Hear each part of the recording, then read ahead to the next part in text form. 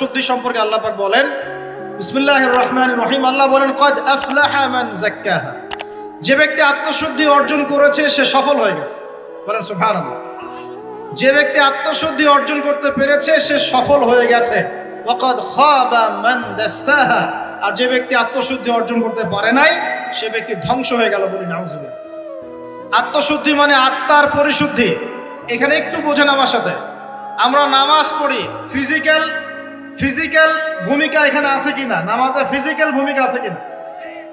এই যে নামাজে বাহ্যিক শারীরিক কিছু কার্যকলাপ আছে কিনা? কিন্তু এই নামাজটাই যদি আমি মনের মধ্যে রিয়া নিয়ে পড়ি, নামাজ কবুল হবে কিনা? কথা বলেন।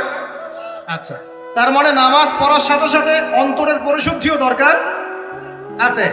আপনি এখন যাকাত দিচ্ছেন, নামাজ পড়ছেন, সওম রাখছেন, সব কি শারীরিক ইবাদত না? শারীরিক আর্থিক ইবাদত না?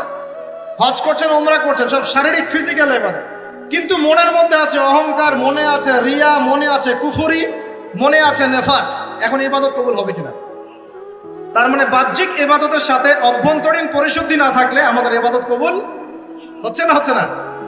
একজন ব্যক্তি ইসলামের সব মানে ভেতরে মুনাফিকি, এই নফসের এই দোষের কারণে তার কি এই ঈমান কোনো কাজে দিবে কিনা? মনে করেন আব্দুল্লাহ বিন উবাইয়ের মতো একজন মানুষ, যে মুখে মুখে স্বীকার করেছে যে হ্যাঁ আল্লাহ ছাড়া কোনো ইলাহ নাই, মুহাম্মদ সাল্লাল্লাহু আলাইহি ওয়াসাল্লাম আল্লাহর রাসূল, মুখে স্বীকার করেছে, কিন্তু মনে মনে ইসলামকে স্বীকার করে নাই, ভিতরে ভিতরে ইসলামের সাথে শত্রুতা করে, গাদ্দারি করে। মনের এই দোষের কারণে তার বাহ্যিক এই যে স্বীকৃতি, এটা কাজে আসবে কি আসবে না? আসবে? আসবে না। মনে করেন আপনি খুব আমল করছেন মাশাআল্লাহ, কিন্তু আকীদার মধ্যে খুব গলদ আকীদা আছে। আকীদার মধ্যে গলদ আকীদা আছে। যেমন একটা গলদ আকীদা হচ্ছে, আপনি মনে করেন যে ইসলামের কিছু অংশ মানলেই হয়, কিছু অংশ না মানলেও চলে। ইসলামের বিধান ওই যুগে চলতো, এই যুগে চলে না। ইসলামের কিছু বিধান আছে যেগুলো এখন পালন করা যায় না, আগে যেত। আকীদায় গলদ। কেউ যদি মনে করে যে তাকদীর বা ভাগ্য বলতে কিচ্ছু নাই, আমি যা করব তাই পাবো। কেউ যদি মনে করে যে আল্লাহ রাব্বুল আলামিনের জাত এবং সিফতগুলো এগুলা মানার দরকার নাই, শুধু আল্লাহকে রব হিসেবে মানলেই হয়, মানে এরকম অনেক গলদ আকীদা আছে। কিন্তু এটা নিয়ে আলাদা লেকচার দেওয়া যায়। তো এখন ইবাদতের আমল সে করছে ঠিকই, কিন্তু আকীদার মধ্যে গলদ বিশ্বাস আছে। এখন তার ইবাদত কবুল হবে কিনা? কথা বলেন। হবে না।